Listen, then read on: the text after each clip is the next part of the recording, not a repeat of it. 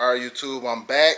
I picked the chroming up. I was gonna take it to the chrome shop, but now I'm not so sure. It's like, I'm gonna show you what I'm talking about. He kind of did a really good job, so I'm definitely gonna bring my other rim that is slight bent to him to get fixed, because it's only $100, right?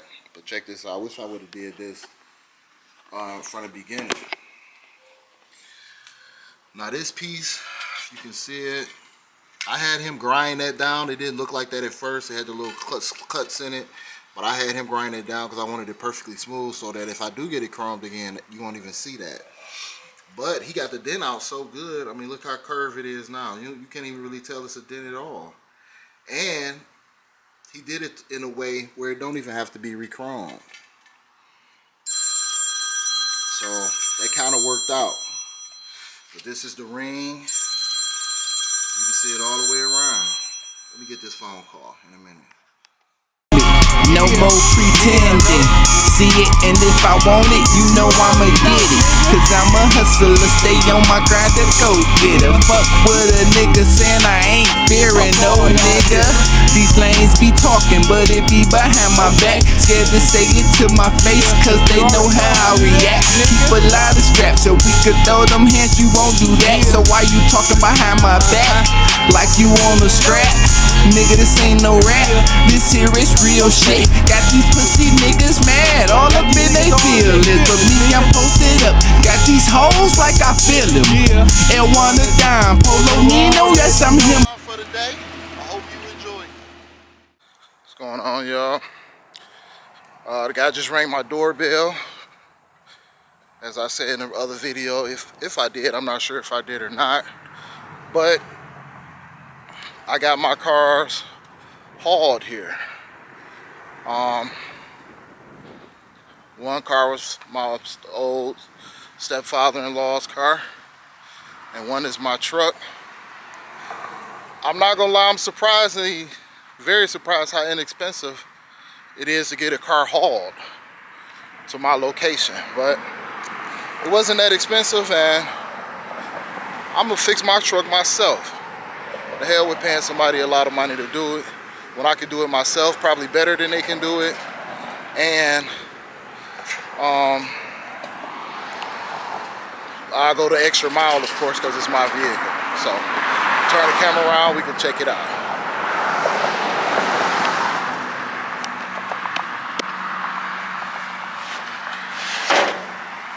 Oh yeah, they got it on there. And there we go. All the way from the breast shoulder, good on here. All the way from Nebraska, all the way here. This is my old stepfather-in-law's car. You can see a lot of, well, you can't really see it. Got a little bit of rust on, a little banged up. But we're gonna bring it back to life. It's a running truck. This who hauled it for me. Y'all can check him out. Very reasonable negotiating price, and I got military discount from it, so that was kind of cool too. But this is the car. He got to move one car out of the way, and then I'm gonna drive my truck, and he's gonna back the car out. So you can get to it. It's nice that it came today before I have to go back to work. And of course, y'all know me. I'm gonna get off work tomorrow. We're gonna make all the next vlogs. It's about getting my truck back running. So stick with me and stay tuned. And I will be with y'all in a minute. Peace. Woo, look at all that smoke, man. It's a bad situation.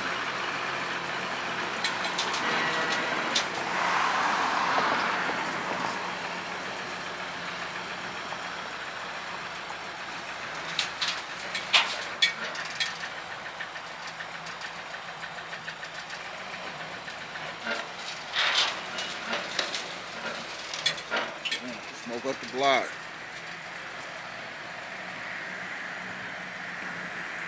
Shit, you better keep going before it start running hot.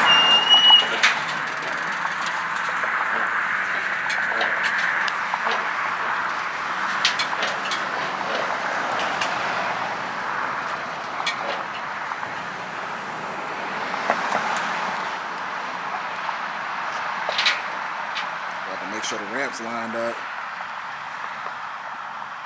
That's good, man. Yeah, it look good.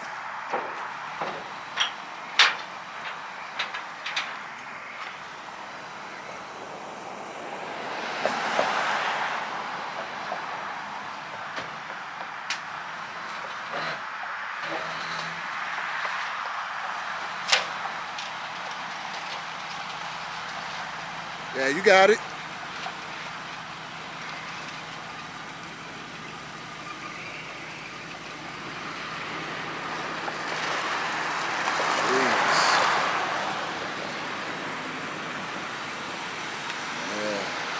Finally back home.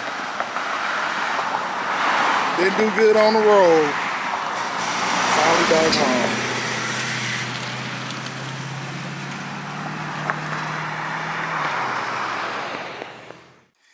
And just like that,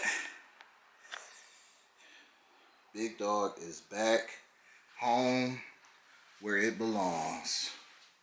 You done saw some states, you done had some fun, got a lot of bird doo-doo on you. And now it's time for you to get in my good hands and put you back together. Before you know it, I'm gonna have it back like new. So now the beginning of all the work. And all I gotta say now is that it's back home where it belongs. Watch a master work. Stay tuned for all the next videos on how I fix that problem in a minute. YouTube, welcome back to the channel. It's Big Les ENT with another video. I know y'all saw the dramatic video. If you saw my last video, all the drama with my truck. It's looking good, but it's running bad. So that's pretty much where we at. In any case, make sure you give the video a thumbs up if you watch the videos and you're rocking with the channel. The channel has been growing, so I want to thank all the new people who have subscribed to the channel. And let's keep it growing, right? Keep it going in the right direction, staying positive. Now, today is the day. I got my truck finally here, so it's almost like it's no more excuses. Well, all this stuff just happened, but I'm very kind of curious to see why did I have a problem that I had with it smoking like crazy, right? All of a sudden it was driving smooth, all of a sudden it started running hot. So I got my tools right there, about to pop the hood. I wish I could take the hood completely off, but you see what it is. Just a basic 4.4 liter engine. I still got to get them bleeders. I'm going to have to order them. But I kind of want to take the intake off, at least today. So that's what this video is going to be today. It doesn't look like an overly complicated intake. You can see the bolts. I don't know if you can see that. See the bolt there? One. Bolt up underneath there, two. It might be like 5 or 6 bolts on each side for the intake. And then you also got to take the whole throttle and breather and all of that stuff off. So that's what this video going to be on today. Me go ahead and starting the process of taking off this intake, because I kind of have a theory and I want to see what these intake gaskets look like to see if that's was a possible issue. If it wasn't, then of course valve covers got to come off and a whole big mess, stripping it down to the heads, which is for other videos, but I'm hoping it's not the heads. Hopefully it's something else and I can find out what it is. But that's where we at today. So I'm going to take the intake gaskets off, take the whole air cleaner housing off, unplug and unhook all of these hoses and plugs and cables and all of this mess. And we're gonna set all that shit to the side and see what we see. Back in a minute. Alright, here we go. First thing first, pretty much want to start just unhooking shit. So I'm gonna start with the air cleaner. Start unplugging all of these stuff. All this stuff got to get unplugged. They come loose. Then Phillip head to take this loose, and I'm gonna need a flat head.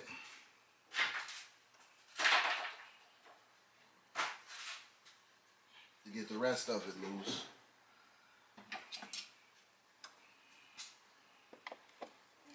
Phillip head, well, you can't see in the screen, but I'm just taking off the air cleaner.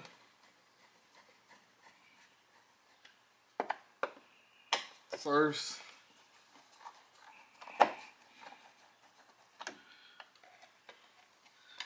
So that's kind of like the first steps.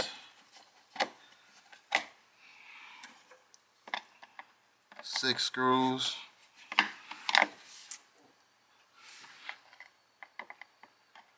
Just 6 Phillip head screws to take off the air cleaner housing. That's what I'm taking off now.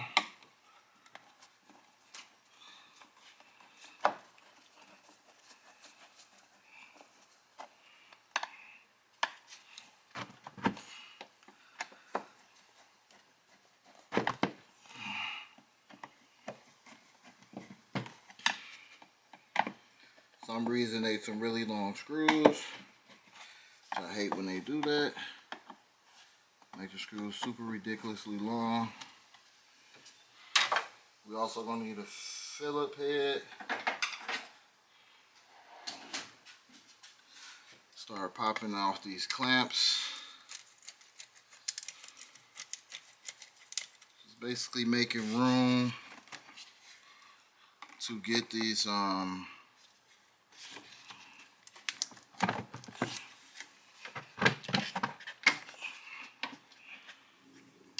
to get the air cleaner loose.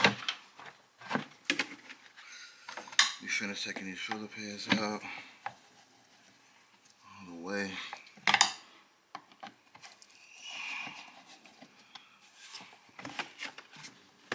Filter still looking new.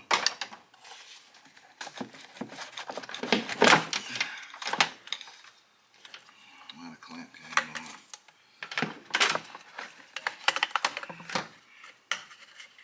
Just like that, that's off.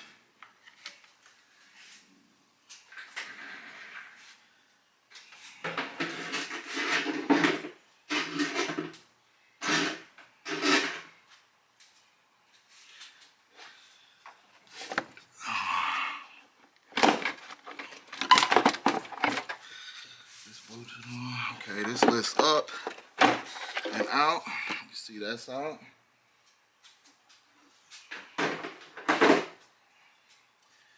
Now that freed up this whole area over here. I'm gonna show.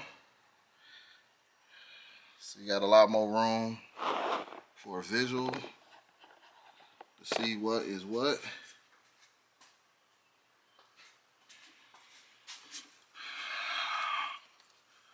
Now I don't think I have to move this out of the way. This fuel rail, this look like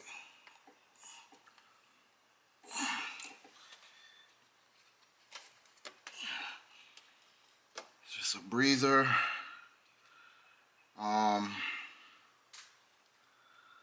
want to take the throttle body off as the whole unit, so I'm gonna have to move some stuff out the way. All these holes, these little hoses, all these hoses need to come off. And we're going to, yep, all these hoses need to come off. So it's 1 hose, it's 2 holes here, 3 holes here. It's the 4th hose over here that you can't see. And this is the fuel line. it just pops right out, as you saw. This is a flathead. Well, I put this on here. This is a flathead now.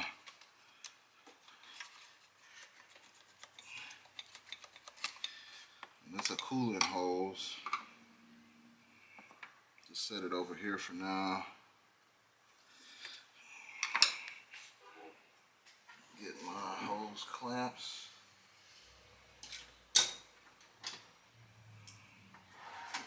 I love using this tool here to get hoses off. Makes it a lot easier and you can reach them a lot better using this. So this is what I'm going to use.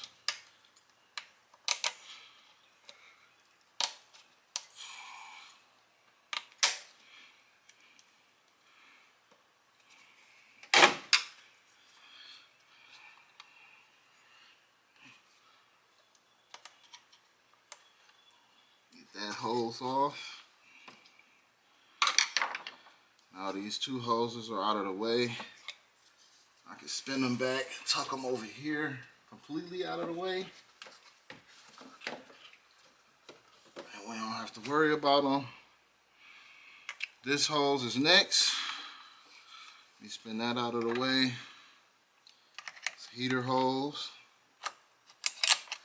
which is also the one that's missing the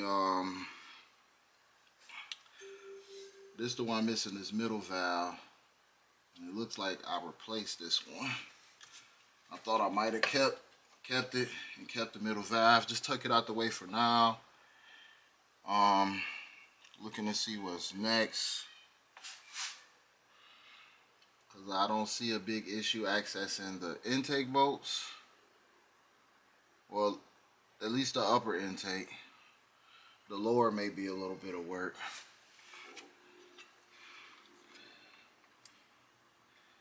And got some stuff in the back. The back harness looks like it's mounted to the intake. This hose over here also needs to come off. Just another heater hose that curves up into actually the block.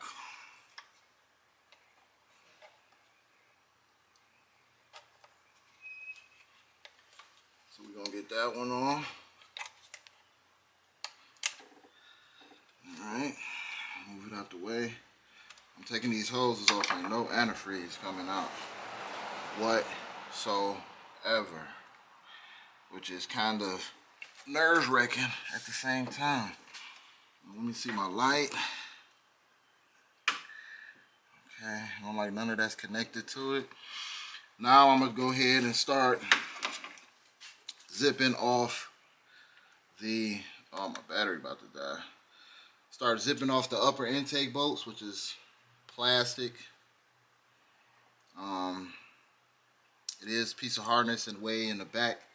I'll show you in a minute, but I'm gonna zip the intake bolts off to see what is actually connected to the actual intake.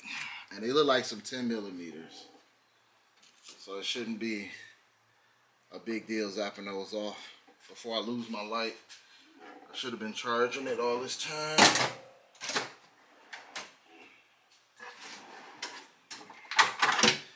Like I always say, I love electric tools.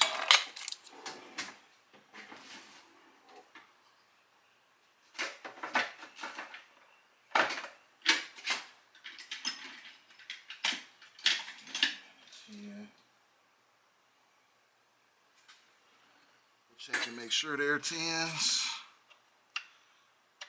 And they are.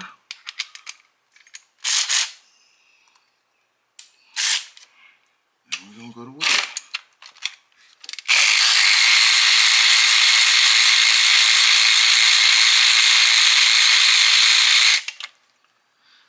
And first bolt, they long bolts too.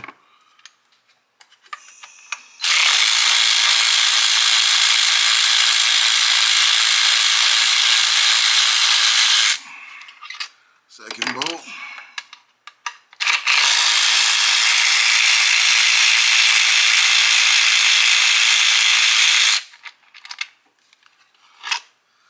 Third bolt. Like a clip.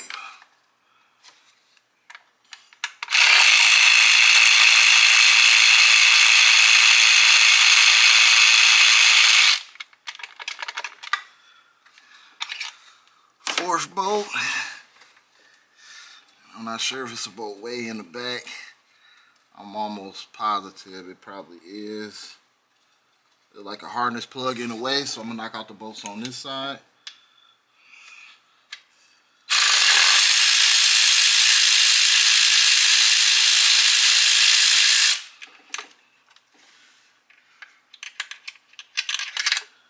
Just one bolt.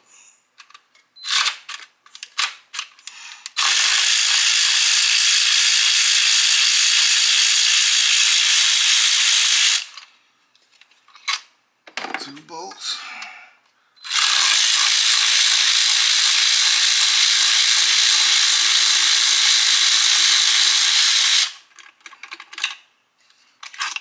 Three bolts.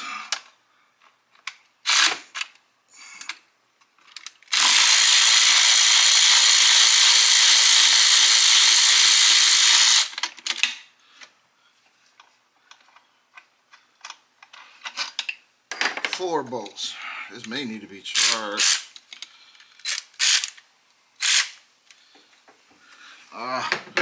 Just lost my light.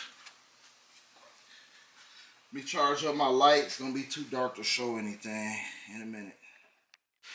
All right, I had to it's too hard trying to record and do what I gotta do.